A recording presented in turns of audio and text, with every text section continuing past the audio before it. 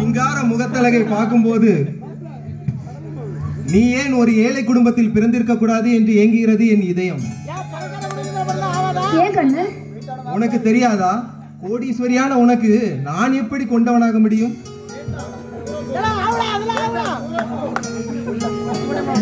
நான் மட்டும் நீ இருக்கும் இடத்தில் இருந்திருந்தால்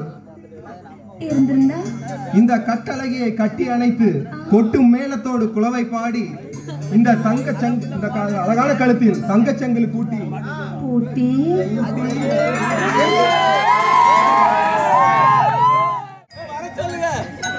அப்பாவா?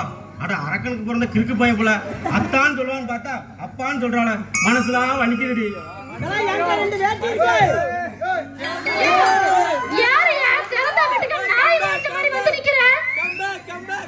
துணி கொண்டு வந்திருக்கமா? அப்பா அனுப்பி வச்சாரா? சலவகரனா? அறிவு கட்டவள, இது பட்டிச்சாமி வீடு தானே?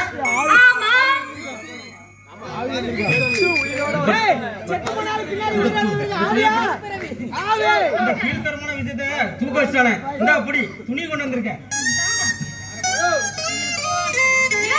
இந்த மாதிரி வார்த்தைகளை ஏன்டா சொல்லாங்க? கிறுக்கு போய் அப்படி இப்படி சொன்ன.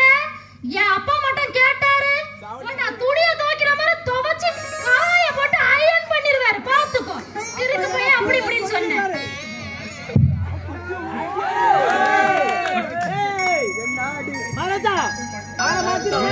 ஏ குட்டி, உன் அப்பன் பட்டிச்சாமி என்கிட்ட கணக்கு பிள்ளையா வேலை பார்க்கறான். அப்ப நீங்க சீமன் ராமநாதன் சொத்துக்கள் அனைத்துக்கும் மேனேஜர்.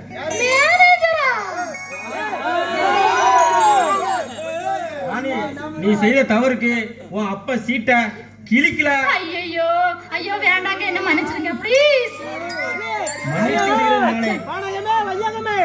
போங்க, எனக்கு வெக்கமா இருக்கு.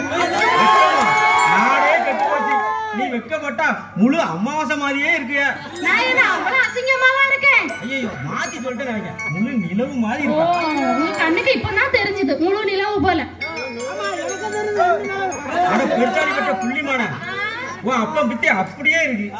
இங்க பாரு, என்ன வேணாலும் பேசு. என் அப்பாவை பத்தி பேசுனேன் அவ்வளவுதான். பாத்துக்க, மரியாதை கெட்டுரும். உன் அப்பா பெரிய அறிவு கடல் பாரு. ஒரு கணக்கு கூட ஒழுங்கா எழுத தெரியாத கூமுட்ட. மாமாவா? அவன மாமான்னு சொல்றத விட ஒரு மாட்டை சொல்லிட்டு போயிடலாம்.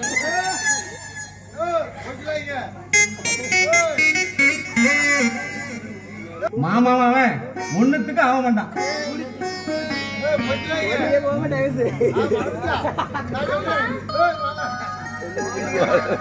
மாமா என்ன மறந்துடாதங்க.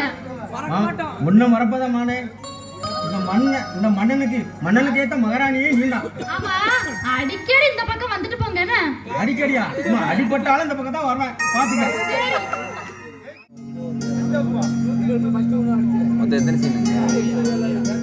முதலாளி வாங்க. சந்திரா, ஐயாக்கு காப்பி கொண்டு வா. கந்தசாமி வேண்டாம். சாந்தி எங்கே? சாந்தி எஸ்டேட் போயிருக்காங்க.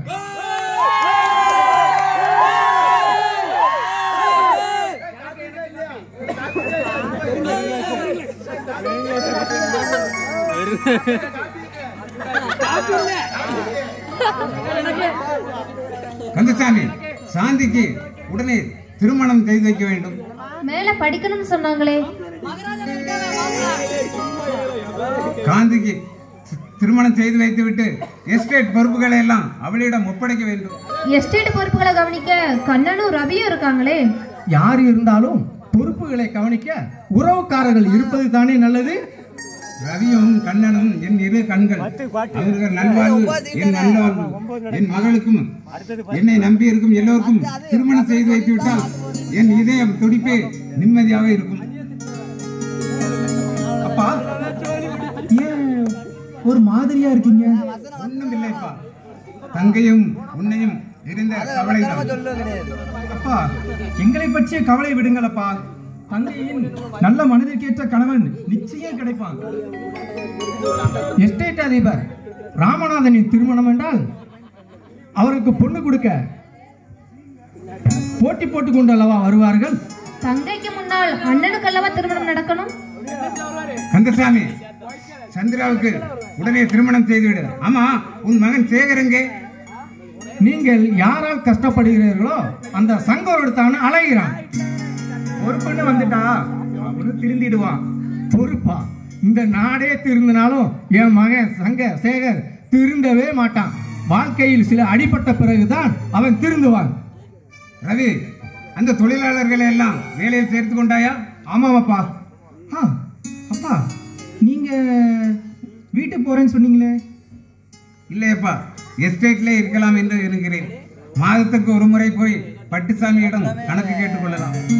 முதலாளி, நீங்கள் ஏதோ மனக்குழப்பத்தோடு இருப்பது போல் தோன்றுகிறதே. உண்மைதான் கந்தசாமி, என் மனநிலையே இப்போது சரியில்லை.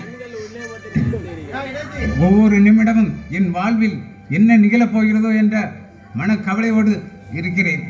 அப்பா, எப்பவும் கம்பீரமா இருக்க நீங்க இப்படி கலங்குவது ஏன்? கலக்கத்திற்கு காரணமே சங்கர் தான். அவன் எங்கே சாந்தியை பெண் கேட்டு விடுவானோ என்ற கவலைதான். யார்? சங்கரா? சாந்தியை பெண் கேட்பதற்கு அவனுக்கு என்ன தகுதி இருக்கிறது? தகுதி இல்லாதனாலதானே பெண் கேட்பான் என்று அஞ்சுகிறேன். அப்பா, நீங்கள் கவலை விடுங்கள். உங்களுக்காகவும் தங்கைக்காகவும் என் உயிரை விடவும் தயாரா இருக்கேன்பா. கந்தசாமி, வரட்டுமா? சரி முதலாளி. அத்தான்னு சொல்லு. சரி, ஆமா, உங்களுக்கு சம்பளம் எவ்வளவு? இப்பதான் காதலிக்கே ஆரம்பிச்சிருக்கோம், அதுக்கு போய் அதுக்குள்ள சம்பளத்தை பத்தி பேசுறியா? அப்ப இவ்வளவு நாளா சம்பளம் இல்லாம வேலை பாக்குறீங்க? எனக்கு இருக்குடி சம்பளம். நான் யாரு தெரியுமா? யாரு?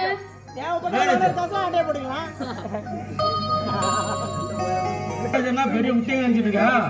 எனக்கு தெற்க பார்த்தா தென்னந்தோப்பு, கிழக்க பார்த்தா மாந்தோப்பு, மேற்க பார்த்தா மாந்தோப்பு, இவ்வளவு தோப்பு அங்கிட்ட இருக்கு. அப்ப இடையில ஒவ்வொரு மரத்துக்கு தொங்குது.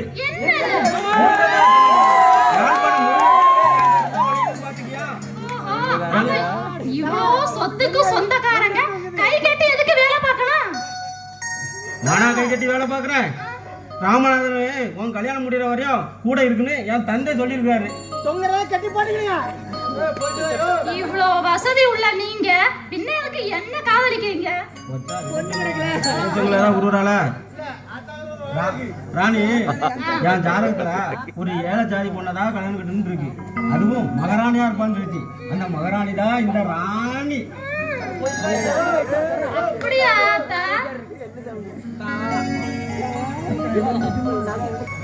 அத்தா, அப்படியா? சொல்லுங்க வேற. அப்படியே திரும்ப முடிக்கிறியா? அத்தான்னு சொல்றேன், பித்தாய் போயிட்டேன். முத்தான வார்த்தையில ஒரு 3 முத்தம் கூட பாப்பான்.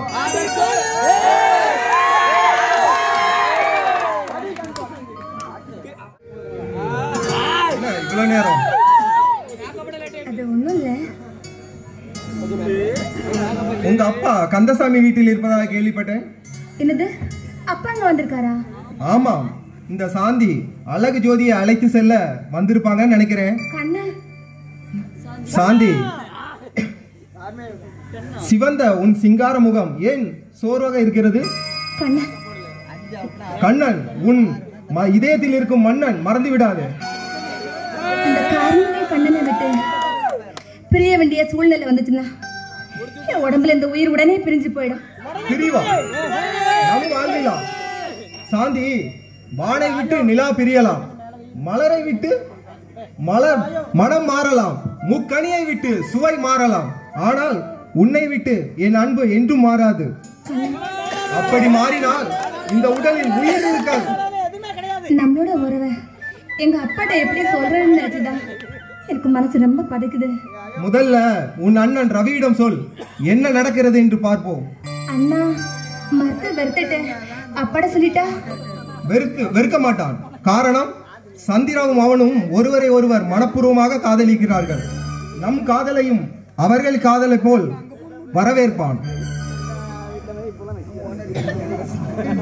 எப்படியோ நம்மளோட காதல் பாதை ரொம்ப கரடு முரடான பாதை தானே, எனக்கு புரிஞ்சு போச்சு. சாந்தி, கரடு முரடான பாதைகளை கடந்து வெற்றி நடை போடுவதுதான் காதல். அதுதான் தெய்வீக காதல். காதலர்களாக நாமும் இணை பிரியாமல் வாழ்வோம். சாந்தி, உன்னை எங்கெல்லாம் தேடுவது? அப்பா, இந்த இடத்த எனக்கு ரொம்ப பார்க்கணும் போல ஆசையா இருந்துச்சுப்பா. அதனாலதான் கண்ணனை துணையை கூட்டிட்டு வந்தேன். எஸ்டேட்டை சுத்தி காமிக்கிறதுக்கு தங்கச்சிக்கு கண்ணனை விட்டா வேற ஆளே இல்லையா தங்கச்சி? அண்ணா, நானு கண்ணன் கூடல வரும்போது ஏதாவது பேசிட்டு வந்தா பதிலுக்கு பதில் அவர் தான் எனக்கு பதில் சொல்லுவார். அதனாலதான் கூட்டிட்டு வந்தேன். அப்படின்னா இவள் சொல்ற சொல்லுக்கெல்லாம் ஆட்டம் போடுறவனா நீ?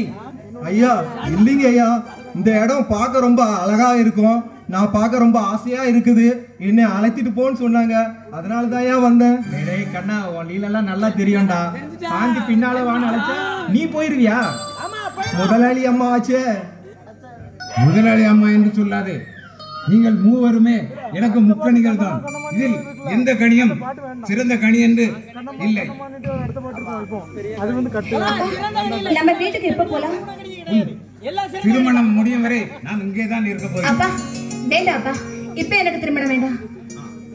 முடியெல்லாம் நரைச்சி பல்லெல்லாம் விழுந்த பிறகு திருமணம் வச்சுக்கிட்டா சரிதானம்மா? அப்போ இந்த பாட்டிய எந்த கிழவன் கட்டிப்பா? பாருப்பா, இந்த அண்ணனும் அந்த கண்ணனும் என்ன கிண்டல் பண்றாங்க, பாத்துட்டு நிக்கிறீங்க.